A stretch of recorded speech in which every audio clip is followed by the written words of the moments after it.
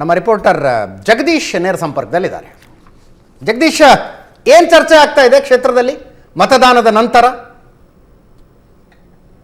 ಅಜಿತ್, ಏನಂತಂದ್ರೆ ಬೆಂಗಳೂರು ಗ್ರಾಮಾಂತರ ಲೋಕಸಭಾ ಕ್ಷೇತ್ರ ಏನಿದೆ, ಈ ಬಾರಿ ಮಂಜುನಾಥ್ ಹಾಗೂ ಡಿ.ಕೆ. ಸುರೇಶ್ ನಡುವೆ ನೇರ ಹಣಾಹಣಿ ಏರ್ಪಟ್ಟಿತ್ತು. ಅದ್ರಲ್ಲಿ ಈಗ ನಿನ್ನೆ ದಿನ ಮತದಾನ ಮುಗಿದ ನಂತರ ಒಂದು ರೀತಿ ಎರಡೂ ಜೆಡಿಎಸ್ ಹಾಗೂ ಬಿಜೆಪಿ ಹಾಗೂ ಕಾಂಗ್ರೆಸ್ ಮೈತ್ರಿ ಹಾಗೂ ಕಾಂಗ್ರೆಸ್ ನಡುವೆ ನೇರ ಹಣಾಹಣಿ ಇರುವಂತದ್ದು. ಆದ್ರೆ ಯಾರೇ ಗೆದ್ರು ಸುಮಾರು 20,000 ಮತಗಳ ನಡುವೆ ಗೆಲ್ತಾರೆ ಅನ್ನೋ ಕೂಡ ಮತಗಳು ಕೂಡ ಬರ್ತಾ ಇರುವಂತದ್ದು. ಏನಂತಂದ್ರೆ ಈ ಕಡೆ ಬೆಂಗಳೂರಿನಲ್ಲಿ ಅತಿ ಹೆಚ್ಚು ಮತಗಳಾಗಿರೋದು ಕಳೆದ 2019 ಲೋಕಸಭಾ ಕ್ಷೇತ್ರ ನೋಡೋದಾದ್ರೆ ಈ ಬಾರಿ ರಾಜರಾಜೇಶ್ವರಿ ನಗರ ಆಗ್ಬೋದು ಹಾಗೂ ಬೆಂಗಳೂರು ಸೌತ್ ಆಗ್ಬೋದು ಹಾಗೂ ಆನೇಕಲ್ ಆಗ್ಬೋದು, ಅಲ್ಲೂ ಕೂಡ 3% ಬೆಂಗಳೂರು ಸೌತ್ ಅಲ್ಲಿ 3% ಜಾಸ್ತಿ ಆಗಿದೆ, ಆರ್ ನಗರದಲ್ಲಿ 3% ಜಾಸ್ತಿ ಆಗಿದೆ, ಹಾಗೆ ಆನೇಕಲ್ಲೂ ಕೂಡ 2% ಓಟು ಕಳೆದ ಬಾರಿಗಿಂತ ಈ ಬಾರಿ ಜಾಸ್ತಿ ಆಗಿದೆ. ಆ ಮತಗಳೇನಿದೆ ಇಲ್ಲಿವರೆಗೂ ಸುರೇಶ್ ಅವರು 4ನೇ ಬಾರಿ ಇಲ್ಲಿ ಸ್ಪರ್ಧೆ ಮಾಡ್ತಾ ಇರೋದು ನೋಡಿದ್ರೆ ಅಲ್ಲಿ ಇಲ್ಲಿವರೆಗೂ ಕೂಡ ಅವ್ರಿಗೆ ಯಾವುದೇ ಬಹುತೇಕ ಲೀಡು ಆ ಭಾಗದಲ್ಲಿ ಬಂದಿಲ್ಲ. ಅವ್ರು ಬಂದಿರೋದು ಬರೀ ರಾಮನಗರ ಜಿಲ್ಲೆ ಅಂದ್ರೆ ಕನಕಪುರ ಆಗ್ಬೋದು, ಚನ್ನಪಟ್ಟಣ ಆಗ್ಬೋದು, ಹೀಗೆ ರಾಮನಗರ, ಮಾಗಡಿ, ಕುಣಿಗಲ್ ಈ ಭಾಗದಲ್ಲಿ ಅವ್ರಿಗೆ ಅತಿ ಹೆಚ್ಚು ಮತಗಳು ಬರ್ತಿದ್ವು. ಅದರಲ್ಲೂ ಕಳೆದ ಬಾರಿ ಜೆಡಿಎಸ್ ಹಾಗೂ ಕಾಂಗ್ರೆಸ್ ಮೈತ್ರಿ ಆಗಿತ್ತು, ಹಾಗಾಗಿ ಈ ಭಾಗದಲ್ಲಿ ಅತಿ ಹೆಚ್ಚು ಮತಗಳು ಅವ್ರನ್ನ ಕೈ ಹಿಡ್ತಿದ್ರು. ಆದ್ರೆ ಕಳೆದ ಬಾರಿ ನಿಂತಿದ್ದಂತ ಅಶ್ವಥ್ ನಾರಾಯಣ್ ಇದ್ರು, ಅವ್ರಿಗೆ ಅತಿ ಹೆಚ್ಚು ಮತಗಳು ಬಂದಿದ್ದು ಬೆಂಗಳೂರು ಸೌತ್, ರಾಜರಾಜೇಶ್ವರಿ ನಗರ ಹಾಗೂ ಆನೇಕಲ್ಲಲ್ಲಿ ಅತಿ ಹೆಚ್ಚು ಮತಗಳು ಬಂದಿದ್ರು. ಅವ್ರು ಕೂಡ 6 ಲಕ್ಷಕ್ಕೂ ಅಧಿಕ ಮತಗಳನ್ನ ಪಡೆದಿದ್ರು. ಆದ್ರೆ ಈ ಬಾರಿ ಏನಂತಂದ್ರೆ ಕಳೆದ ಬಾರಿಗಿಂತ 4% ಮತಗಳು ಹೆಚ್ಚಿಗೆ ಆಗಿರುವಂತದ್ದು, ಓವರ್ ಆಲ್ ಹೆಚ್ಚಿಗೆ ಆಗಿರುವಂತದ್ದು ನೋಡ್ತಾ ಇದ್ರೆ ಥ್ಯಾಂಕ್ ಯು ಜಗದೀಶ್. ಈ ಸಲ ಬೆಂಗಳೂರು ಗ್ರಾಮಾಂತರದ ಬಗ್ಗೆ ಉಂಟಾಗಿರುವ ಅತಿ ದೊಡ್ಡ ಕುತೂಹಲ ಕಾರಣನೇ ಅದು. ಓಟ್ ಪರ್ಸೆಂಟೇಜ್ ಹೆಂಗೆ 3-3.5% ಒಂದು ಚುನಾವಣೆಯಿಂದ ಇನ್ನೊಂದು ಚುನಾವಣೆ ಒಂದು ಕ್ಷೇತ್ರದಲ್ಲಿ ಜಾಸ್ತಿ ಆಗೋದಂದ್ರೆ ಸುಮ್ಮನೆ ಅಲ್ಲ. ಅದು ಏನನ್ನು ಸೂಚಿಸ್ತಾ ಇದೆ? 2,91,000 ಕಳೆದ ಸಲಕ್ಕೆ ಹೋಲಿಸಿದರೆ ಹೆಚ್ಚುವರಿಯಾಗಿ ಬಂದಿರುವಂಥ, ಹೆಚ್ಚುವರಿಯಾಗಿ ಕಾಸ್ಟ್ ಆಗಿರುವಂಥ, ಹೆಚ್ಚುವರಿಯಾಗಿ ಮತದಾನ ಆಗಿರೋದಷ್ಟು 2,06,000 ಮತಗಳ ಅಂತರದಿಂದ ಡಿ.ಕೆ. ಸುರೇಶ್ ಕಳೆದ ಸಲ ಇಲ್ಲಿ ಗೆದ್ದದ್ದು. 2,06,000 ಮತಗಳ ಅಂತರ. ನಗರ ಪ್ರದೇಶದಲ್ಲಿ ಬಿಜೆಪಿಗೆ ದೊಡ್ಡ ಲೀಡ್ ಸಿಕ್ಕಿತ್ತು, ಗ್ರಾಮೀಣ ಪ್ರದೇಶದಲ್ಲಿ ಕಾಂಗ್ರೆಸ್ಗೆ ದೊಡ್ಡ ಲೀಡ್ ಸಿಕ್ಕಿತ್ತು. ಸ್ಪೆಷಲಿ ಕನಕಪುರ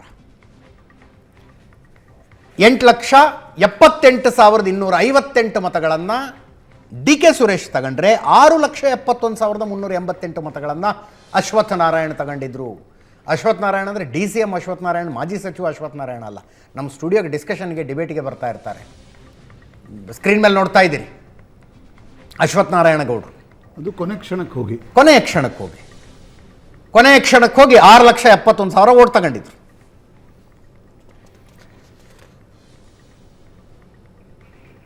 ಮುಂದಿನ ಕ್ಷೇತ್ರ ಮತ್ತೊಂದು ಕುತೂಹಲಕಾರಿ ಕ್ಷೇತ್ರ ಮಂಡ್ಯ.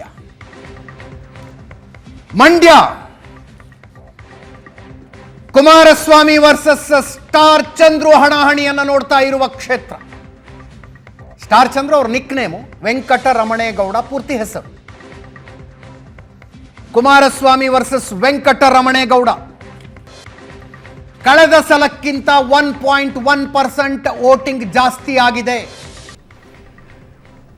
2014ರಲ್ಲಿ 71.4% ಇತ್ತು ವೋಟಿಂಗ್ ಮಂಡ್ಯದಲ್ಲಿ. 2019ರಲ್ಲಿ 80.5% ಆಯಿತು. 71.5 ಇಂದ 80.5% ಹೋಗಿದ್ದು ಯಾಕೆ ಅಂದರೆ ಕಳೆದ ಸಲ ಮಂಡ್ಯದ ಹಣಾಹಣಿ ಹಂಗಿತ್ತು. ಸುಮಲತಾ ವರ್ಸಸ್ ನಿಖಿಲ್ ಕುಮಾರಸ್ವಾಮಿ. ದಿನ ಬೆಳಗಾಗಿ ನ್ಯೂಸ್ ಚಾನಲ್ ಹಾಕಿದ್ರೆ, ಪೇಪರ್ ತೆಗೆದ್ರೆ ಉಳಿದ 27 ಕ್ಷೇತ್ರದಲ್ಲಿ ಎಲೆಕ್ಷನ್ನೇ ನಡೀತಿಲ್ವೇನೋ, ನಡೀತಾ ಇರೋದು ಬರೀ ಮಂಡ್ಯದಲ್ಲೇನೋ ಅನ್ನೋ ಥರ ಸುದ್ದಿಗಳು ಬರ್ತಾ ಇದ್ವು. ಜೋಡೆತ್ತು ವರ್ಸಸ್ ಸ್ವಾಭಿಮಾನ ಫೈಟನ್ನು ನೋಡೋದಕ್ಕೆ ಸಿಕ್ತು ಮಂಡ್ಯದಲ್ಲಿ. ಇನ್ನೂ ಈ ನಂಬರ್ ಸರಿ ಇಲ್ಲ. 2014ರಲ್ಲಿ 71.4% ವೋಟಿಂಗ್ ಆಗಿತ್ತು, 2019ರಲ್ಲಿ 80.5%, ಈ ಸಲ 81.6%. 1.1% ವೋಟಿಂಗ್ ಜಾಸ್ತಿ ಆಗಿದೆ ಮಂಡ್ಯದಲ್ಲಿ ಕಳೆದ ಸಲಕ್ಕಿಂತ. ಹೆಚ್ಚುವರಿ ಮತದಾನ ಆಗಿರೋದು 73,445 ಮತಗಳು. 2019ರಲ್ಲಿ 13,79,622 ಮತಗಳ ಚಲಾವಣೆಯಾಗಿದ್ವು. ಈ ಸಲ 14,53,067 ಮತಗಳು ಚಲಾವಣೆಗೊಂಡಿದ್ದಾವೆ. ಕಳೆದ ಸಲಕ್ಕೆ ಹೋಲಿಸಿದರೆ 73,445 ಮತಗಳು ಹೆಚ್ಚುವರಿಯಾಗಿ ಮಂಡ್ಯದಲ್ಲಿ ಚಲಾವಣೆಯಾಗಿದ್ದಾವೆ.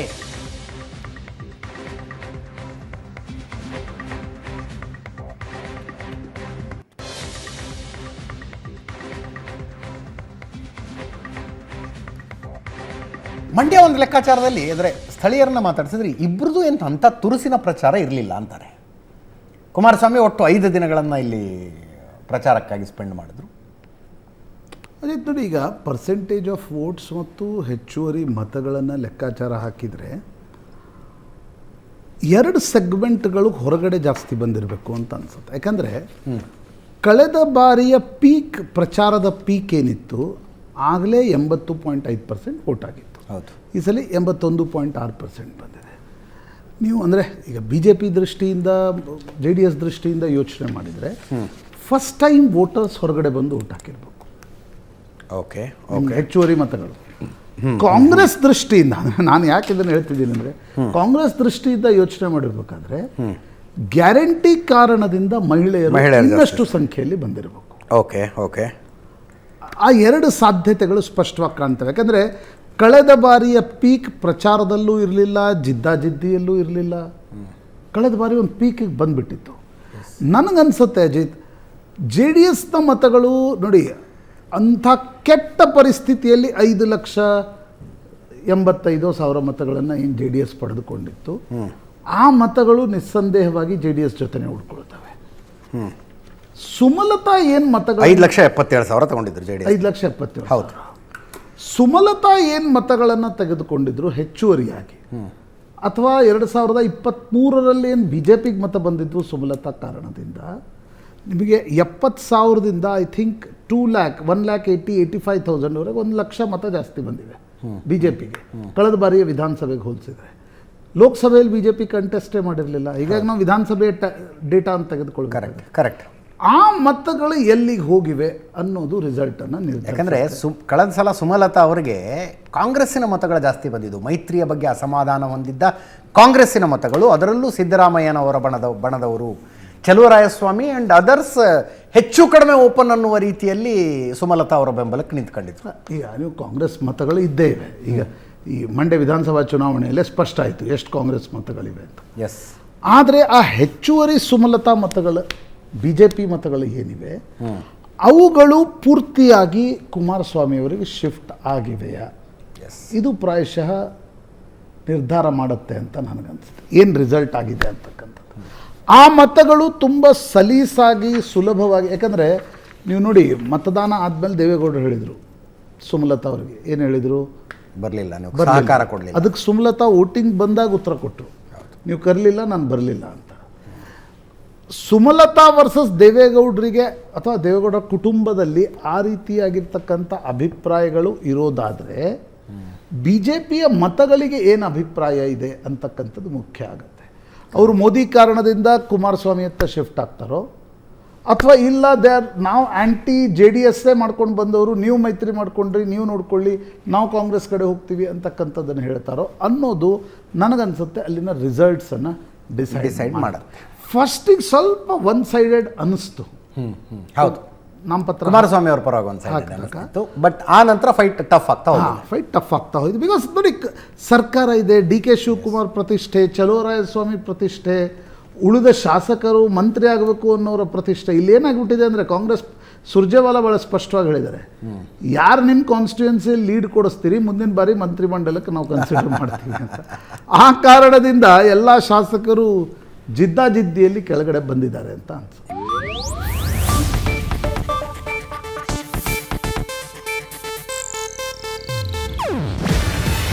ಇದು ಏಷ್ಯಾನೆಟ್ ನ್ಯೂಸ್ ನೆಟ್ವರ್ಕ್ ಪ್ರಸ್ತುತಿ. ನೀವು ನೋಡ್ತಿದ್ದೀರಾ ಏಷ್ಯಾನೆಟ್ ಸುವರ್ಣ ನ್ಯೂಸ್.